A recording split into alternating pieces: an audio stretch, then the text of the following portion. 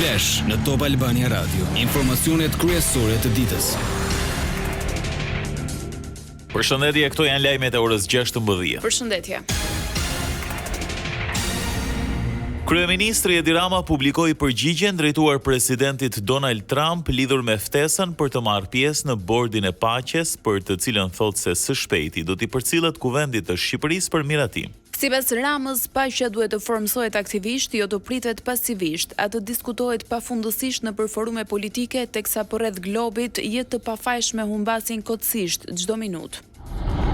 Ndër të tjera, kryeministri thekson se prej kohësh Republika e Shqipërisë ka qenë aleate e palëkundur e Shteteve të Bashkuara të Amerikës, e lidhur nga vlerat të përbashkëta, respekti ndërsjellë e një përkushtimi përbashkët ndaj lirisë, demokracisë dhe sigurisë ndërkombëtare. Republika e Shqipërisë qëndron me vendosmëri përkrah Shteteve të Bashkuara në të gjitha përpjekjet për promovimin e paqes, sigurisë e angazhimit konstruktiv global, nënvizon Rama.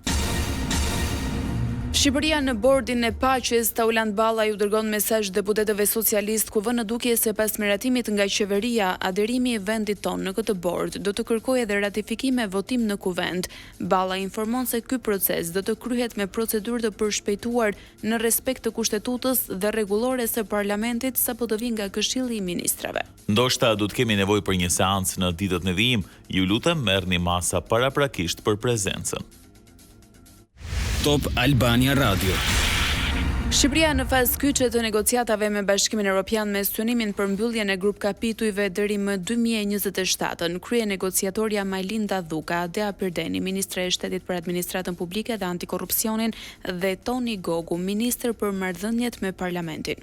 Paketa përmban një numër masash për të forcuar më tej rolin e institucioneve të sistemit të drejtësisë, integritetin në Këshillin e Lartë të Prokurorisë, në Këshillin e Lartë Gjyqësor, por njëherësh edhe kapacitetet për inspektorin e lartë të drejtësisë.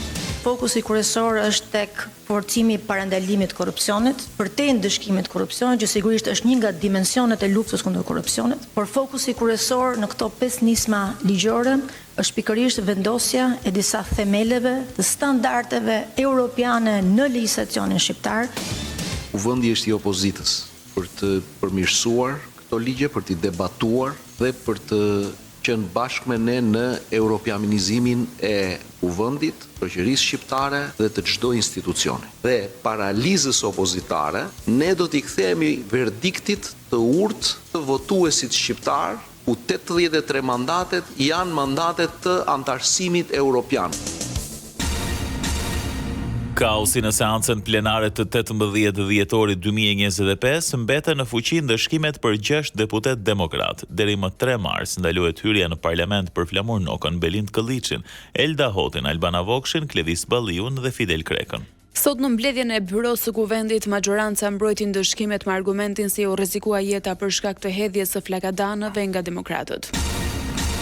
Spaku mbylli hetimet dhe zyrtarisht i komunikoi akuzën ish kryebashkiaku të Kavajës Elvis Roshi, i dyshuar për shpërdorim detyre duke i shkaktuar shtetit një dëm financiar prej rreth 33 milion lekësh. Sot Roshi u paraqit në mjediset e prokurorisë së posaçme, i shoqëruar nga avokati.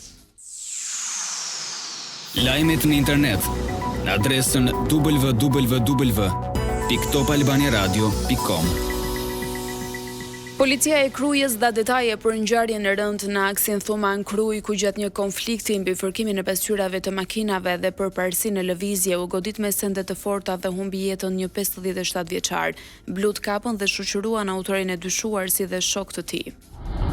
Ngjarja raportohet ketë ndodhur rreth 40 minuta pas mesnate. Viktima dhe autori u përfshin në një konflikt fizik. 57 vjeçari mori një plagë të rëndë në kokë, ndërsa në vend ngjarje u gjet edhe një çekiç që mund të jetë përdorur gjatë konfliktit. Lajme nga bota. Nga sot në Spanjë në shpallur 3 ditë zije në ndërim të 41 personave që u vranë pasi 2 trena të shpejtu përplasën të dielën në mbrëmje në aksidentin më vdekjeprurës që nga 2013, kur 80 persona humbën jetën pasi një tren doli nga shinat në qytetin Santiago de Compostela. Aksidenti i fundit ndodhi kur një tren që operohej nga kompania Irioe që udhëtonte nga Malaga për në Madrid doli nga shinat afër Adamuzit në rajonin jugor të Andaluzisë, teksa përfundoi në anën tjetër të shinave u përplas me një tren që po vinte nga drejtimi i kundërt. Presidenti Donald Trump kërcënon me tarifa 200% për verra dhe shampanjën franceze. Kjo pas zërave se homologu Macron synon të refuzojë ftesën për të bashkuar me bordin e paqes në Gaza. Askush nuk e do, deklaroi magnati duke ju referuar shefit të Elizes.